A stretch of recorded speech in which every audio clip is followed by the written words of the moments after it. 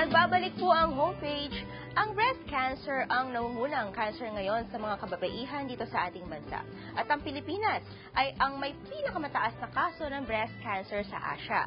At napakababa na survival rate sa breast cancer dito sa atin. Kaya naman mga ka-homepage, huwag po ninyo ipagbawalang bahala ang bukol na maaaring makapa sa ating dibdib.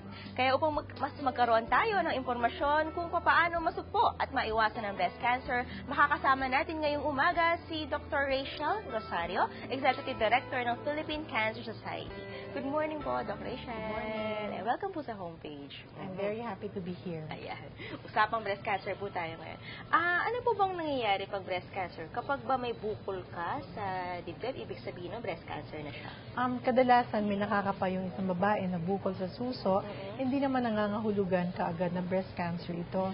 Kasi meron tayong tinatawag na benign na bukol and malignant na bukol. Yung benign na bukol, usually cyst lang siya or yung tinatawag natin na fibroadenoma, whereas yung malignant naman, ito yung cancerous na bukol.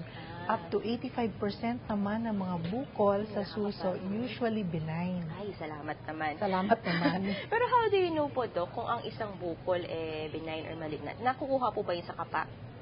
Meron tayong mga sinasabi na posible, no? Pag nakapa, usually ang benign kasi soft, movable. Yung malignant naman, ang tendency niya matigas, irregular yung border ng bukol, at saka nakadikit sa dibdib. Pero syempre, yung pinaka maganda siguro ipapabiopsy ito pag may nakapa na tayong bukol. Yun po yung pinaka matitiyak-tiyak na paraan para ma-determine mo kung malignant siya or benign.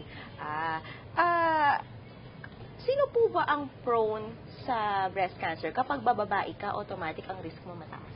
Well, mas mataas of course if you are a woman, no? Kasi excuse me, inherent sa atin na we are exposed to estrogen, no?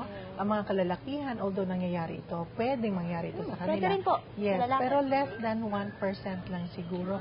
May mga risk factors kasi na makakataas ng chance mo for having breast cancer. For example, yung hindi talaga tayo nanganganak or late tayo start manganak. If there's a history of breast cancer in the family, lalo na pag first degree relative, tumataas yung risk.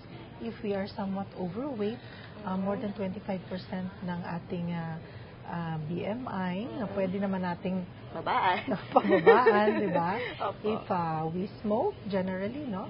Pag naninigarilyo. Tapos meron din silang sinasabi na women who work at night are more exposed. Ito, long term, no? Have more risk of getting breast cancer because nadi-disrupt kasi yung sleep cycle. Opo. Bakit po kanina nabanggit ninyo, Doc, na yung mga babae hindi nanganganak?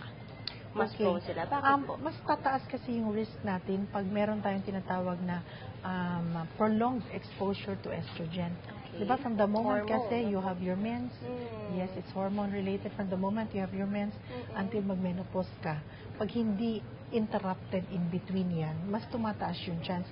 Paano ba ma-interrupt? Pag nabuntis, na-interrupt yung exposure natin. Okay, kung nalaman nyo. Ito po, para sa mga babae at mga lalaki na possible na nag-aalala, ano po ba ang mga signs or symptoms na meron kang breast cancer bukod po sa bukol? Okay, bukod sa bukol, pwede nating mapansin na baka nag-iiba yung anyo, no, ng ating suso kasi left and right usually pantay. Although may konting difference siguro, baka mas malaki ng konti ang left kaysa kanan or the other way around. Hindi talaga pantay. Oo, pero pag medyo mas malaki na talaga yung isa, noticeable na yes, siya. noticeable na siya. So baka may tumutubo doon sa loob. Pwedeng mamumula yung balat, pwedeng magkakaroon din ng parang tinatawag natin na podorang. Yung para bang itsura ng pongkan, yung balat ng orange. Yung parang or may mas siguro mas sun-kissed, yung parang may butas-butas. Opo. Okay. So, isa din yan sa mga signs. Pag may lumalabas na discharge na hindi pangkaraniwan doon sa utong, that can also be a sign. Okay? Pag may nakakapa tayo minsan ng mga kulani sa kilikili or dito sa taas ng clavicle bone natin, pwede din yun. But sinasabi kasi natin na ito pwedeng late stage na. Pag po ganun na yung itsura. Pag may nakikita na tayo. Kaya mas maganda pa rin na salatin ang sariling suso buwan-buwan, 1 week after menses to make us familiar, no? With the breast, and so that kung may bukol na tutubo or mag-iba siya, mapansin ka agad. So ideally, kada buwan mo siya dapat Kada ginagawa. buwan, yes. And we recommend that girls, women, no, sana from the age of 20, we start doing it. So we become very familiar. Now, alam ko na may mga studies sa States, sasabihin nila na hindi na daw significant yung breast exam. Oo. Okay, hindi daw masyadong significant ang difference ng survival rate sa mga, di ba, nagba-breast exam or hindi. Because of course, isipin natin na sa kanilang bansa kasi halos every year, they have, they can undergo mammogram screening. Available sa kanila. Oo, tayo kasi hindi naman tayo, it's not widespread yung mammogram screening, although it's available, but not everyone avails of it or can afford. So, ang alternative mo talaga is best yung physical examination. Okay po. Eto, Doc, paano kung nag-exam ka at may nakapaw, may bukol? Ano ang course of action na dapat gawin? Oy, tumakbo ka sa doktor.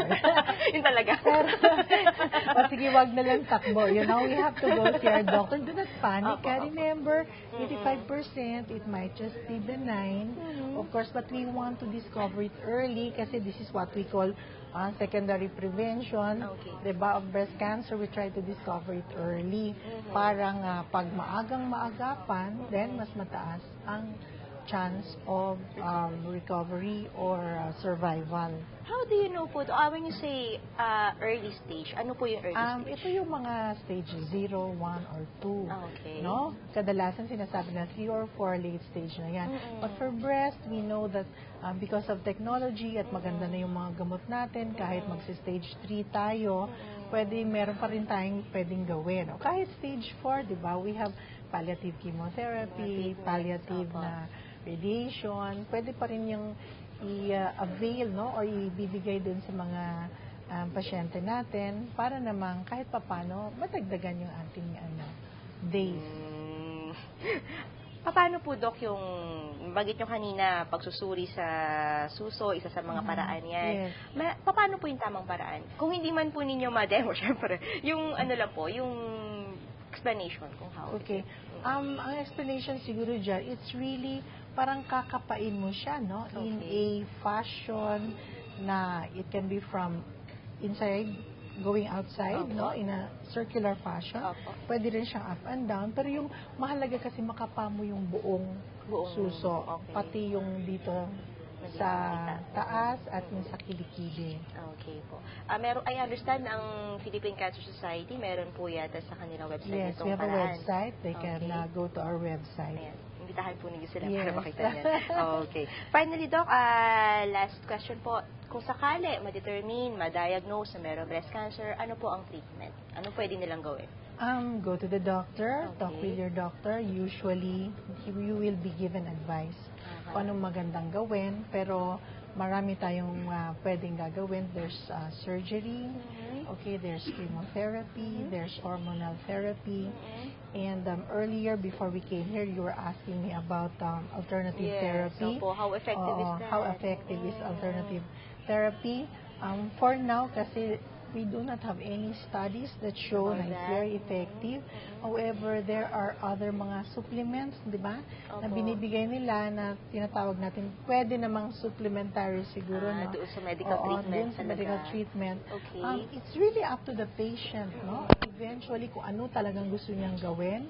But maganda siguro magbasa and to really find out, be informed kung anong pinakamagandang gagawin mo. Message po ninyo, Doc, sa ating mga kababayan. Huwag po matakot kung may makapangbukol sa suso kasi marami naman pwede tayong gawin parang mabigyan ng lunas kung ano man yon. Ayan. Thank you po so much, Doktora, for visiting us this morning. Thank you also. Okay po. Samantala mga ka-homepage, huwag po kayong alis. Makakasama natin mamaya dula ang UP para sa kanilang comedy stage play. Kung ano yan, abangan po sa pagbabalik ng homepage. Sa homepage.